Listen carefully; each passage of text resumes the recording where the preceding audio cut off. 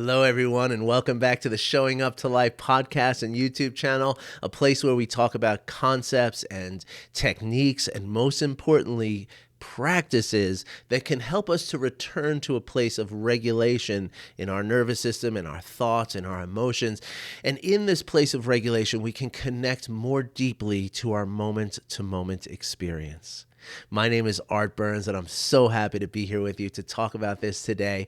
And I'm so happy that you're there to listen to me. So thank you for being here. Again, as I say all the time, I could sit here and talk without the camera here. I could just talk to the blank wall about this stuff, but it means so much more when I know that there are people there who are listening and interacting. And I want to say again that I love to get all of your messages, all of your comments on the videos, all of your emails. It really just does make my heart dance. And I just want you to know that. And thank you again for all of you who always, or any of you who ever, I should say, interact with me on this platform. So thank you all for being here.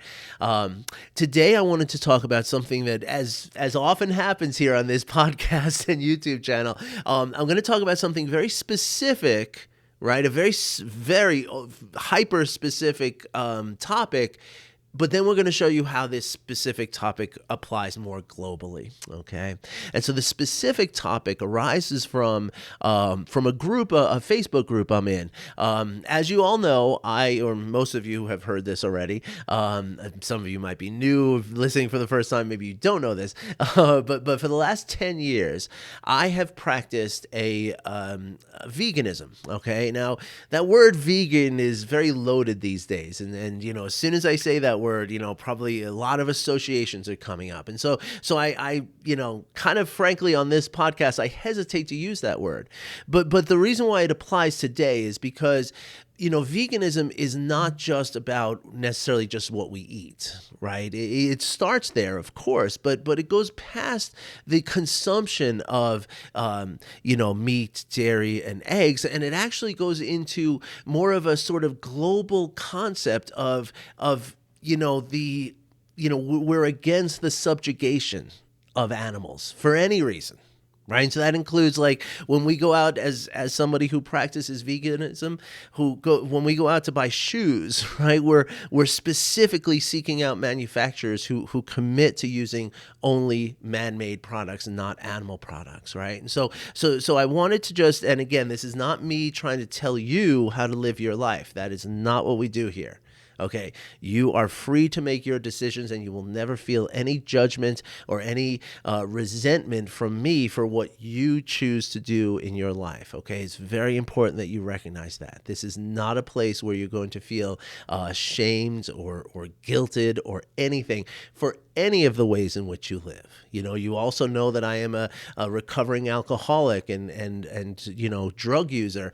I do not condemn or judge anyone who is actively destroying their lives with alcohol, because that is not my place. Okay, my place is to show you how we can be compassionate no matter what, right? That's the idea here of this podcast. Okay, so that said, the other day I was on in a Facebook group that I belong to out here in Colorado. I think it's called Colorado Vegans or something like that. I don't remember exactly off the top of my head what the group is called. But in this group, a woman had posted that she was really struggling with the overwhelming aspects of the suffering that she sees in animal agriculture. And I wanted to pause for a moment and tell anyone out there who is sort of, kind of maybe even entertaining the idea of becoming vegan, right? That once we start to bring awareness into this concept, right? Once we start looking, it can be very overwhelming. It really can, because once you see once that curtain is pulled back, it never comes back, and what this person in Facebook land was describing is that she was describing nightmares and intrusive thoughts and all kinds of ways in which this is just, kind of wedging its way into her consciousness in a very overwhelming and overbearing way.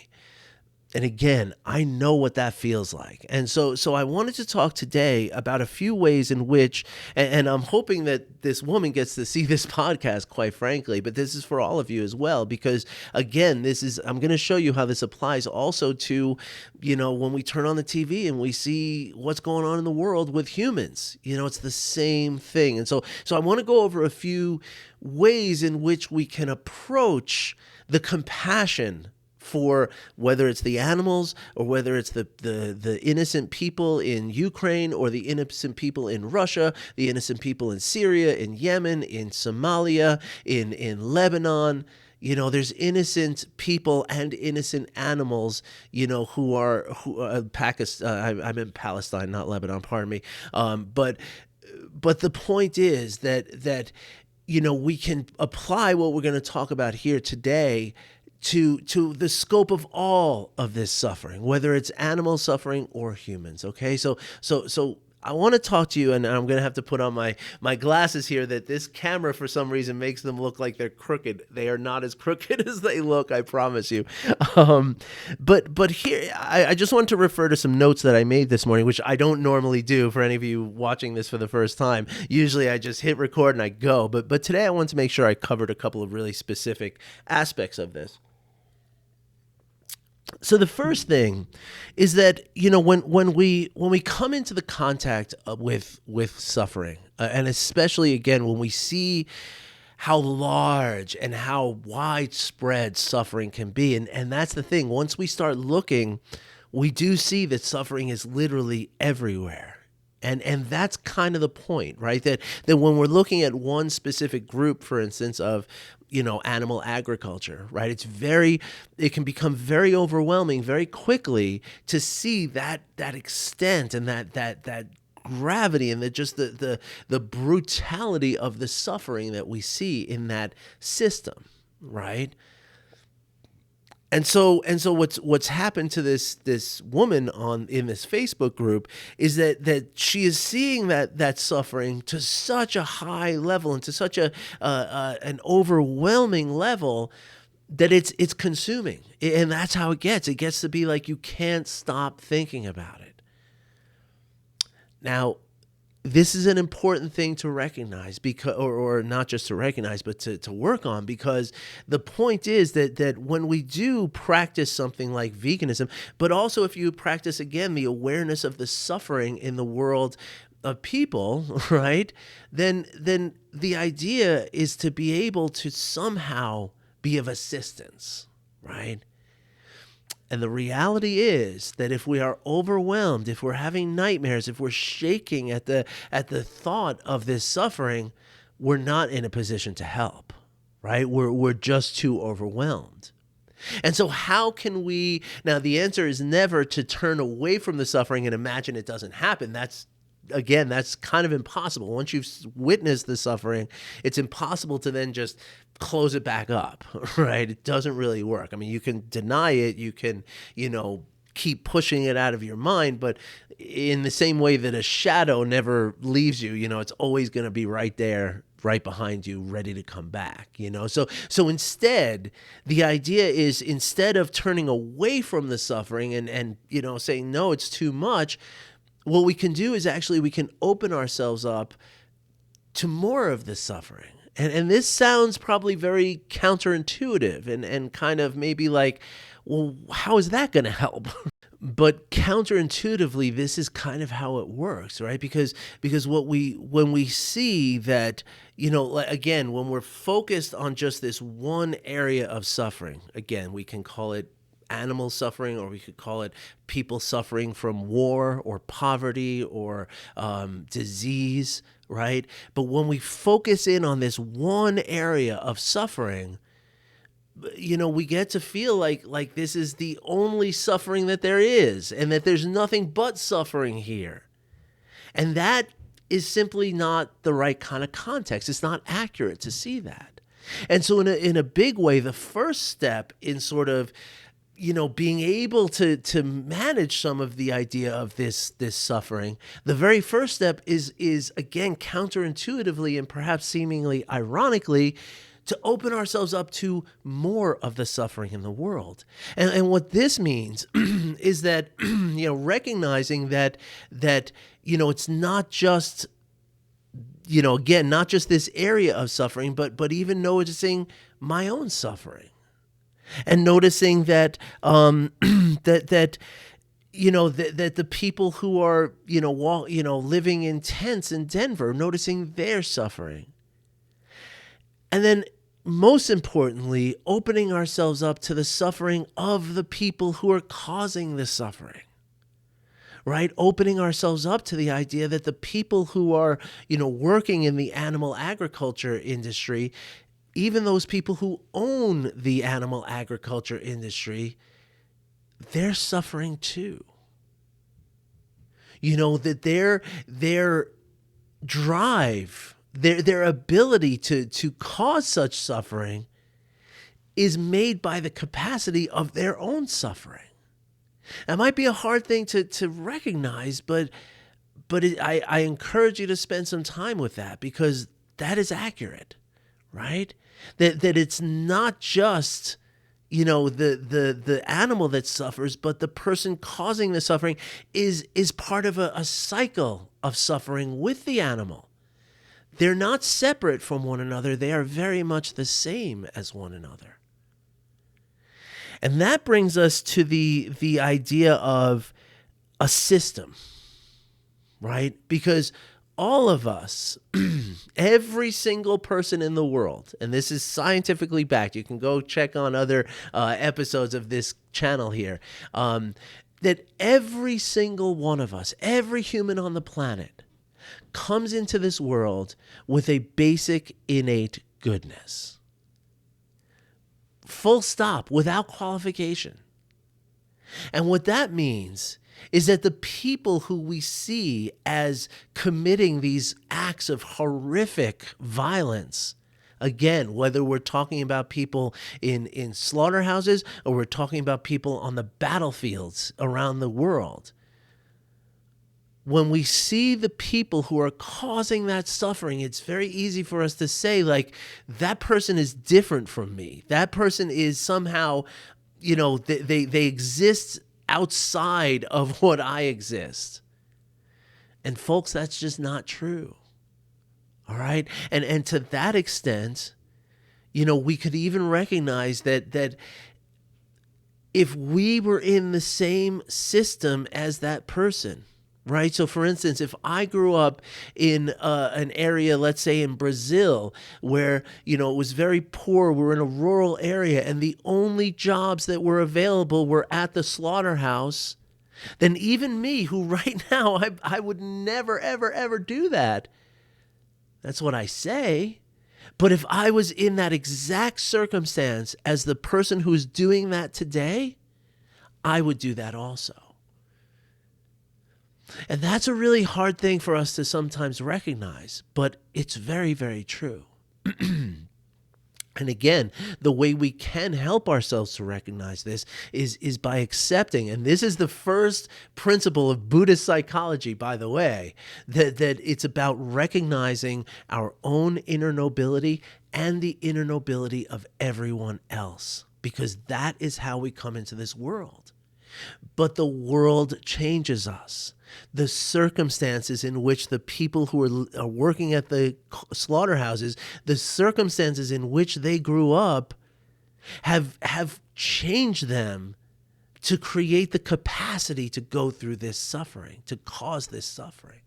Now, again, it's not much of a mystery that the people who work, on the floor of these places, they're not they didn't create the system, right? And it's very common knowledge that they suffer in this way, right? So then we can extend to say, like, well, what about the billionaires who are running this industry and doing so with such greed and such horrible, horrible greed? Which again is no different from weapons manufacturers, no different from companies that extract oil and natural resources from the earth, right? No different from any major corporation that pollutes and exploits, labor. This happens all over. But again, it's really important to recognize that the person who's the CEO making the choices, if you had lived every single moment of that person's life, you would be making the same decisions they are. Conversely, it's important to recognize that if the person who is the CEO of the meat in the agriculture company that's causing the suffering, literally the person who's doing it, if he lived every moment of my life, he would be a vegan right now. Right? So it's not the individual, it's the system in which the individual exists. This is a very, very important way to open ourselves up to the compassion for these people. Now, that brings us to the next set of why, what is, what is compassion, right? Which is the ability to stand with the suffering, but most importantly, because empathy is noticing the suffering. And when we live in a place of empathic, when we live just on the level of empathy and we just see the suffering and we believe that the suffering is our suffering as well as that, that animal's suffering, right? That keeps us in a place of stress. It's when we can use the creative powers of our brain, of our prefrontal cortex, to envision the end of suffering. Well, that's where we become more regulated. That's where we exit a place of stress and we enter a place of regulation. Now, speaking of regulation, it's important also in the ability to manage the overwhelming feelings that we get when we see this suffering. It's important also to recognize that the suffering that you're feeling, the agitation in your body that you're feeling, including the nightmares and all the intrusive thoughts, right? That is just the product of your nervous system. Okay? Now, that's a weird thing for many people to recognize, but even recognizing that the thoughts that come into my mind, and especially the dreams that happen while I'm sleeping, it's just my nervous system trying to manage what it is that I'm experiencing. Does that mean that the nightmares are not real? No, of course it doesn't. They are very real, and they mess with us, right? But if I can see it as something that is just a function of my nervous system as opposed to something that is truly me, well, now I can recognize that there are ways in which I can regulate my nervous system. I could do meditation. I could do journaling practices. I could do, loving kindness practices. And I can do these on a, moment by moment basis, right? In a structured and sort of intentional, sort of approach to it. Day after day after day, and I can build more regulation. I can build the skills to be able to regulate my nervous system.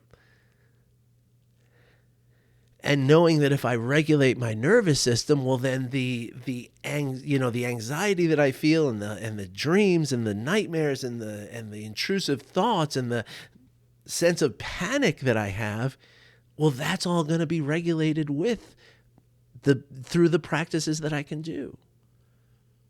Now, one thing I would highly suggest, especially for someone who is, experiencing such high levels of regulation, I mentioned journaling. This is probably the most valuable practice that you can do between journaling and maybe 5 minutes of meditation every morning. Okay, if you can do, say, 5 minutes of journaling, 5 minutes of meditation every morning, you're going to get like 80% of the way to your regulation, right? And the rest is just a couple other little, we could talk about other little practices that you could do throughout the day. But it's also important to recognize that when I say 80% of regulation, I mean, that's a pretty arbitrary number, of course. But that's like, it feels like right away it's like 80%. But then as I keep going and I keep doing these practices day by day, little bit by little bit, it grows. It's like a trajectory, right? And ultimately that trajectory leads to the place where, like me, I can be faced with the suffering of the world. It doesn't mean that I don't feel it, right? It doesn't mean that it doesn't hurt to see the suffering of the world. But at the same time, I can go back into this deep ocean of well-being. And I can come into this deep sea of well-being and be able to regulate myself. And from that place of regulation, now I can make choices. I can make choices not only on a personal level, but it's also how I can influence others around me. Right? I mean, if, quite frankly, one of the things that veganism's, vegans have often had the sort of, bad rep is that, it's like this frothing at the mouth kind of passion that a lot of vegans have, which is beautiful and true and wonderful. But it's not effective in convincing someone else, right? You look like the crazy vegans, and so who the heck? That makes me want to eat more meat so I don't become crazy like that person. So when we can enter into this place of regulation, it doesn't mean that we stop, influencing people. It doesn't mean that we stop trying to convince people and to spread, because that is part of it, right? That we feel a sense of activism towards it, right? But again, whether this is activism towards animal agriculture or activism towards war or activism towards poverty or homelessness or drug addiction, whatever it is, you can only help those areas from a place of regulation. Like Thich Nhat Hanh used to talk about this when he did activism in the Vietnam War. So he used to say that you have to be able to breathe mindfully even while you're, putting pressure on a mortal wound on someone's body. Now that's like a very, very heavy level, but that's what it is, right? We have to be able to experience this suffering from this place of regulation, or else we're only suffering along with it, and we're not at any point creating this, we're not at any point, contributing to the end of the suffering. Which is really what compassion is, right? Compassion is the ability to suffer with. That's where the word comes from. It comes from the Latin compare, which is to suffer with, right? And so the idea of suffering with is also because we don't want to suffer ourselves. So if I'm suffering with you, then I'm going to be driving towards a solution. And even if that solution is just wishing for the end of the suffering or somehow envisioning the end of the suffering. So therefore, that's another really important step in regulating this, which is to while you're witnessing the suffering, witness a world that exists, whether it's a year from now, 10 years from now, 50 years from now, a world that exists where this no longer happens. Envision a world without war. Envision a world without factory farms. Envision a world without homelessness and poverty. It's not make-believe. It's envisioning. It's a creative, imagining, solution. But when you do that, you give your brain something to work with. And when your brain feels like it has something to work with, it's not going to be so overwhelmed. And again, this has to do with where the brain is working. When you're only experiencing the suffering without any hope of change, again, that's the empathy. That's the part of your brain that's very much the reactive survival mode of the brain. When you can use your creativity to envision something different, you're moving that energy up top to the frontal cortex, which is where regulation happens. Now, finally, there's one other technique I want you to know about, and And again, this goes for, not just animal agriculture. This can be applied to every form of suffering that there is, right? Environmental issues, refugees, war, starvation, famine, disease, all of it. Okay, all of it. When we notice someone, when we see somebody else suffering, right? There are mechanisms in our body, right? And this is where empathy comes from. This is why we're all wired for empathy. It's not something that some people have, some people don't. It exists on a spectrum for sure. Some people have very low levels of empathy. Some people have very high levels of empathy, right? But empathy is this system, this mechanism in my body that allows me to feel your pain in my body. Now, the trouble is, again, because of where this happens in the brain specifically and what that part of our brain does to our nervous system, which is to say that this is the part of our nervous system that creates the fight or flight, response, right? To put it very simply, it's of course a very complex system, but essentially this is what's going on. That part of that is the delusion that the pain that I'm feeling, sometimes I get tricked. Sometimes I don't realize that I'm feeling your pain, but I think I'm feeling my pain. And this, again, puts me into a place of distress, because if my brain thinks that I'm experiencing pain, it's not going to just live with that. It's not going to just say, okay, no big deal. It's going to go into a place of panic. And in that place of panic, that's where the things like nightmares and intrusive thoughts and overwhelm come from.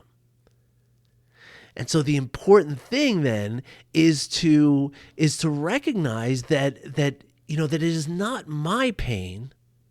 It is the pain of these poor animals, or these poor people in Russia or Ukraine or Somalia or Libya or Syria or Palestine.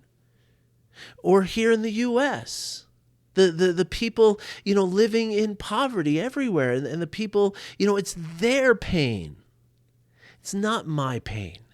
Now, the beautiful thing is that I can feel their pain, and that allows me then to enter into compassion for them.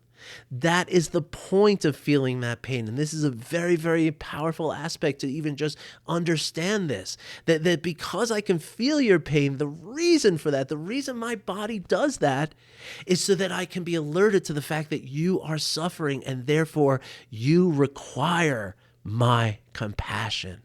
You require my assistance. Again, I can't go to Brazil and shut down the feedlot. I can't go to Greeley, Colorado and shut down the feedlot. I am just one person.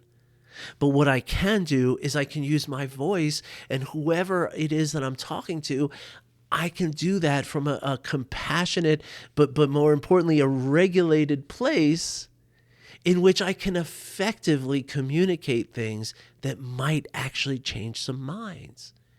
And that's where we can go back into this understanding of systemic reality, right? That you are part of a system of human beings. It's part of an intricate network of connections and relations.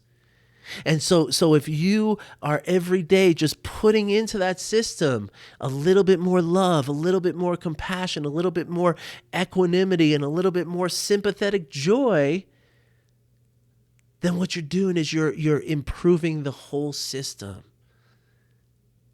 as much as you can. And yet it's more than you need to, okay? There's nothing more required of you than to do that. And in this place of regulation that comes from all of this, now I can attend a rally if I so choose. I can maybe come up with a creative solution or a creative way in which to protest or to somehow do something, to take action. But that action is going to come from that place of regulation, which is creative, which is solutions-based, which is dynamic and beautiful and open to the connection with the rest of the people who want to do this work too, which then empowers all of us all the more. I hope you enjoyed this episode today. Again, this is a little more political than we usually get on here. But again, this is, when we turn on the news, we see this everywhere, whether you're, practicing veganism or not. These techniques could really help all of us. All right. All right, folks. So if you need any further clarification, you know how to get me, art@artburnscoaching.com. Leave a comment or even I'll put a link for my coaching link. It's a free session.